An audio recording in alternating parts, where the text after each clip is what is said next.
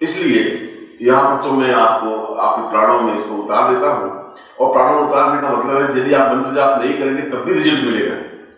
ये नहीं है कि इसके बाद में आपको रिजल्ट मिलेगा ही नहीं, आपको ज्ञान करना कंपल्सरी नहीं है। मगर लक्ष्य वेधन, जहां तक मैंने सब बोला है, लक्ष्य वेधन तो कहते हैं कि यदि गोली लगे तो सीधे सीने पर ही लगे तो आदमी की तत्काल मृत्यु हो जाती है, क्योंकि उसका उद्देश्य, उसका लक्ष्य यही है कि मृत्यु हो। मगर यदि नजर चूक भी जाती है तो पेट में लग जाती है, सिर पे लग जाती है, आंख में लग जाती है, तब भी आदमी की मृत्यु हो जाती है। वो 15-20 मिनट, आधे घंटे फड़फड़ा के फिर मरता है। ठीक उसी प्रकार से यदि आप मंत्र जाप नहीं करेंगे तभी तो रिजल्ट तो मिलेगा ही, वो रिजल्ट थोड़ा होकर के मिलेगा। और यदि आप ज्ञान में मंत्र जाप एक एक माला कर लेंगे तो सीधा रिजल्ट मिल जाएगा। और एक माला करने में कोई बहुत बड़ी अनहोनी घटना नहीं घटेगी। सुबह आप स्नान करने से अगर उठने का अभ्यास है तो सुबह उठ सकते हैं, और सुबह नहीं और शाम भोजन करने के बाद सोने का समय हो तब हाथ पैर धोकर के मंत्र जाप कर सकते हैं। एक दूसरी बात, ये मंत्र जो है अक्षय पात्र आपके सामने होना चाहिए जब मंत्र जाप ज्ञान करें। और अक्षय पात्र के पहले 2 कार्य होने चाहिए। एक गुरु पूजन होना चाहिए, जैसा भी आपको ज्ञान हो।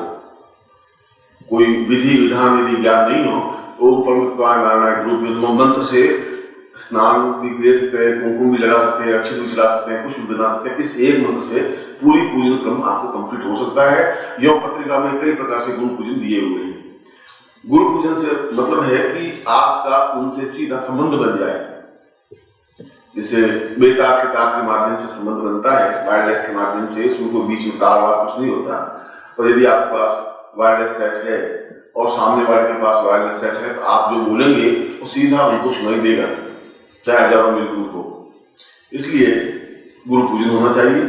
आप खुद आग पैर धोकर शुद्ध होने चाहिए, आपका आचरण शुद्ध होना चाहिए, आपका व्यवहार शुद्ध होना चाहिए, मुंह शुद्ध होना चाहिए, जूठा खाना खाया हुआ हो या म्लेच्छ खाना खाया हुआ ऐसा नहीं होना चाहिए।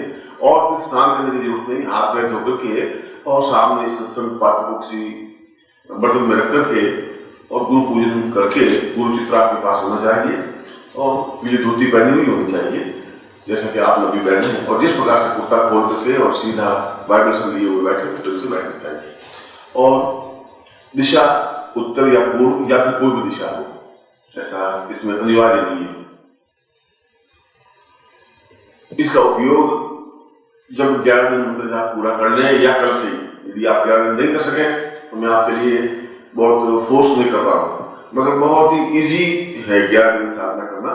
और चाहे आप बंबई में हो, चाहे कलकत्ता में हो, चाहे मद्रास में हो, अगर आप यात्रा करनी है तो अच्छी बात को साथ ले जा सकते हैं और वहां भी कर सकते हैं। ऐसा भी नहीं है कि आप एक स्थान पर ही 11 दिन लगे, ऐसा कुछ नहीं है। जब 11 दिन कंप्लीट हो जाए तब इस अक्षय पात्र को आप उस स्थान पर रखिए। इसको अक्षय पात्र में जो चावल है, और रोज जो पूजन करेंगे 11 दिन तो थोड़े थोड़े उसमें चावल डालेंगे, रोज पूजन होगा उसमें चावल डालेंगे। जैसे आज मैंने आपको दिए तो उसमें अक्षय पात्र में भी चावल रोज जाएंगे, रोज 100 दाने या 150 दाने या 200 दाने या 50 दाने जैसे उसमें। उसके बाद में लास्ट डे कोई लाल कपड़े में उस अक्षय पात्र को बांध दीजिए। जैसे लाल कपड़ा है, इसमें अक्षय पात्र को रख दिया और रख करके गांठ लगाइए, इधर से भी और इधर से भी गांठ लगाइए। इस ढंग से गांठ लगाइए, चावल गिरे नहीं बाहर। और फिर इस अक्षय पात्र को उस स्थान पर रखिए जहां आप रुपए पैसे रखते हैं। आपकी तिजोरी हो या व्यापार करते जहां नोट रखते हो, या नहीं हो तो आप जहां पे गहने वहने रखते हो, उस स्थान पर इस अक्षय पात्र को रखिए। और वहां रखने की व्यवस्था नहीं हो तो फिर आप जहाँ भगवान का मंदिर है आपके घर में वहां रखिए। पर उसमें फिर चूहे का डर रहता है, चूहा उसमें चावलों की वजह से तकलीफ हो जाती है। बाकी कहा है अक्षय पात्र, जिस चीज को आपको अक्षय बनाना है उस चीज को रखना चाहिए। जैसे आपको अक्षय बनाना है धन, तो जहां आपको धन का आगम स्रोत है वहां रखना चाहिए। दुकान हो तो गोलक में रखना चाहिए, या अपने घर में बॉक्स में रखना चाहिए, वहां रखना चाहिए। इसको 11 के बाद कोई नित्य पूजन की जरूरत नहीं है। एक दूसरी, ये तो एक उपाय हुआ कि वहां रखना चाहिए। और 11 के बाद मंत्र जाप अनिवार्य नहीं है, फिर भी आपको जब इच्छा हो इस मंत्र को, इस माला से मंत्र जाप कर सकते हैं। फिर सुबह भी कर सकते हैं या शाम को भी कर सकते हैं, जहां भी। उसके बाद उस पात्र को सामने रखना अनिवार्य नहीं है 11 के बाद। दूसरी बात कि यदि आपको कभी शारीरिक व्याधि हो, शरीर से बीमारी हो, बुखार आ गया हो या सीने में दर्द हो या ब्लड प्रेशर ज्यादा हो, आप एक्सपेरिमेंट करके देखें तो इस अक्षय पात्र के चावल बाहर निकाल दीजिए उस कपड़े में जिस कपड़े में बंधे हुए थे, और पूरे शरीर पर इसको रगड़िए, चाहे डायबिटीज हो चाहे ब्लड प्रेशर हो, और आप रगड़ने के बाद पहले आप अपना ब्लड प्रेशर टेस्ट कर लीजिए कि आपका 170 है या 180 है, जो भी है, और उसके बाद ठीक 5 मिनट बाद उसको रगड़ करके फिर देख लीजिए, डेफिनेटली 130, 120 और 140 आ जाएगा। अब इससे ज्यादा है कि आपको वैज्ञानिक अनुभूति क्या जी आपको दे सकते हैं।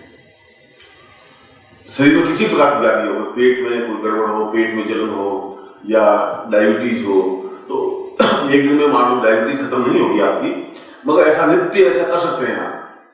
यानी रोज शाम को सोते समय इसको पूरे शरीर को रगड़ा, फिर इसको अच्छे स्थान पर रख दिया, फिर दूसरे दिन सुबह भी रगड़ा, शाम को रगड़ा,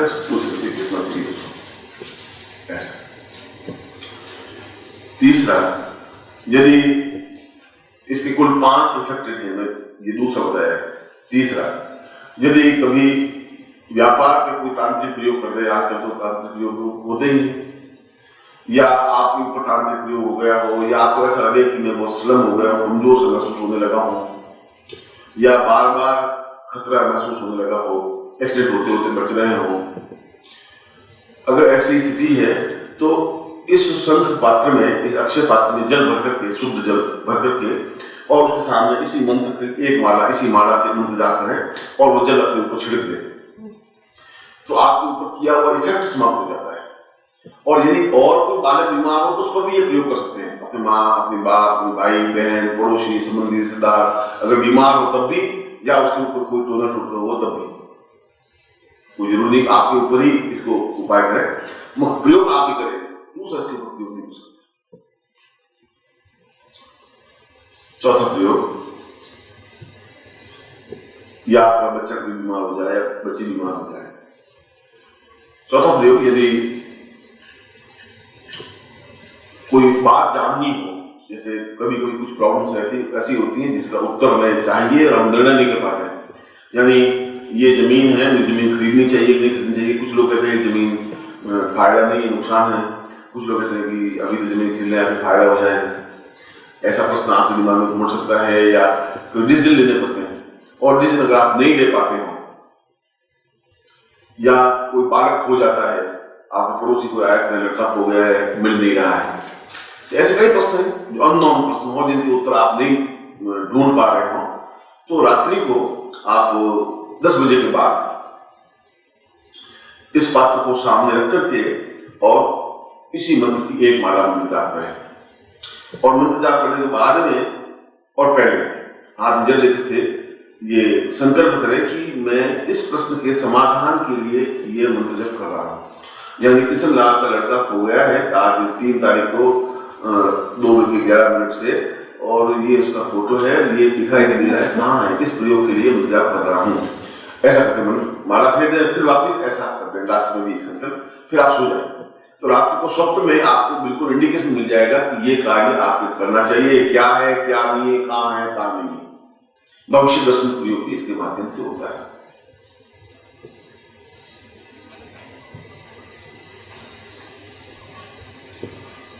और छठा, शत्रुनाश के लिए, यानी यदि आपको कोई तकलीफ दे रहा हो, यदि आपके लिए कोई परेशानी पैदा कर रहा हो, या कोई टेंस पैदा कर रहा हो, चाहे वो गवर्नमेंट अधिकारी हो, चाहे नौकर हो, चाहे पार्टनर हो, चाहे इनकम टैक्स हो, चाहे सेल टैक्स हो, चाहे पुलिस हो, चाहे कोई, जीवन में तो 100 प्रकार की समस्याएं बाधाएं अड़चनें आती हैं, तो उस शत्रुनाश के लिए भी ये प्रयोग किया जाता है।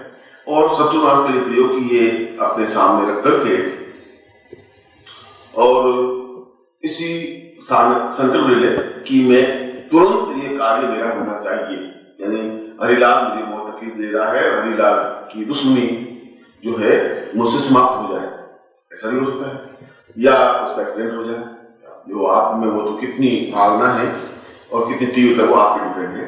और फिर शंख पात्र में चावल के दाने डालते रहें और ये मंत्र जाप करते रहें, और एक माला मंत्र जाप कर लें। उसके बाद में उसके चावल के दाने को निकाल करके और उसको किसी गर्म पानी में पका करके बाहर दक्षिण दिशा की ओर फेंक दें। तो ऐसा करने पर ये तांत्रिक प्रयोग हो जाता है, शत्रु नाश हो जाता है, या शत्रुता समाप्त हो जाती है, या डिफिकल्टी आपको आ गई समाप्त हो जाती है। ये पांचों प्रकार, इसके अलावा भी कई प्रयोग हैं इसके लिए। केवल अक्षय पात्र का मतलब है कि जीवन में जो भी क्षय हो वो अक्षय हो जाए। जीवन में सैकड़ों प्रकार की बाधाएं अड़चने आती है, कोई यही तो नहीं है, मगर ये मेन पॉइंट्स हैं जो मैंने आपके सामने स्पष्ट किए हैं। इसका उपाय मैं खुद भी कई बार करता हूँ। मैं इसमें भी मेरे घर में अक्षय पात्र है, जो आज से करीब 40 साल पहले मैंने स्थापना की थी। अक्षय पात्र जो का त्योहार वही है, ऐसा ही है। और यदि कभी कोई पेचीदा स्थिति बन जाती है, या तो मैं साधना से इसको मालूम कर लेता हूँ, अगर इतना मुझे समझ नहीं मिल पाता तो 5-7 मिनट में इस काम को निपटा करके देख लेता हूँ। इस मामले में किसी को कुछ पूछना है नहीं आपको। यदि कोई पूछना हो और कोई समझ नहीं आप हिंदी में साफ करना हो, आप अपने बाएं हाथ में लीजिए शंख को और दाहिने हाथ से इसको संपुटित करिए। और संपुटित का मतलब है कि तर्जनी उंगली से तर्जनी उंगली, मध्यमा से मध्यमा, अंगूठे से अंगूठा, यूं ऐसा संपुटित होता है, ऐसा नहीं हो सकता है। वो सम, ये पुट।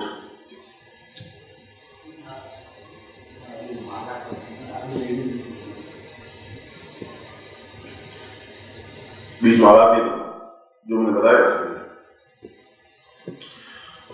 और आप नजर आपके संपुट करो। माला आप पहले पहनी हुई, पहले पहने रहने दीजिए, नीचे पड़ी नीचे मार दीजिए, उसको छोड़िए।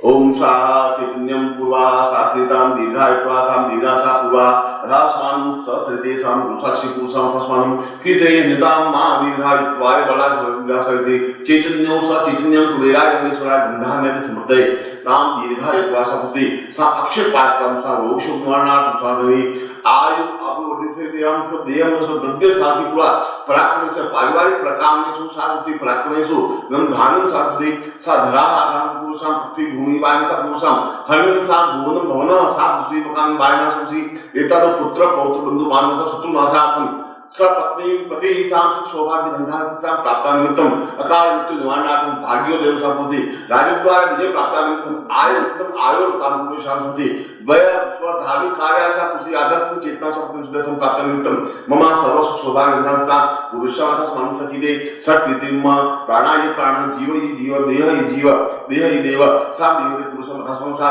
देवात्मसम देहो सा देवासम पुरुषम तस्मन सा चेतन कृताम अक्रमण से पुरुषम पुण्य सा पुरुषम सकृति सा पुत्री सा पूर्वा अथास्मन छत्र सा स्वदी अथास्मन सा सुतौ सा अथास्मन सा कृते पुरुषम तस्मन हम गोत्रो पुन्नो हम शर्मा हम मम समस्त मनोवांच कामना सिद्ध्यर्थम सुख सौभाग्यम सा प्राप्त गुरु दत्तव्यम सा गुरु प्रदत्तव्यम सा इतस्मान सा अक्षय पात्र साधन सा अक्षय पूर्णता प्राप्त निमित्त मम प्राण चेतना देह चेतना चेतन चेतना आत्म चेतना सरस्वती मम पात्रात्म एतस्म साधि मम स्वाति पुरुषा अतस्मनि पूर्णता धन धान प्रतिष्ठा प्राप्त निमित्तम सरस्वती कुबेराय मम गृहे लक्ष्मी स्थापनाय मम गृहे कुबेर स्थापनाय मम गृहे समस्त देवता स्थापनाय सा गुरु स्थापनाय एतस्मिन् सा दीर्घा तुभ्यम संपूर्ण दे। अब उसको खोल के देख लीजिए, दर्शन कर लीजिए और उसको स्थापना कर लीजिए।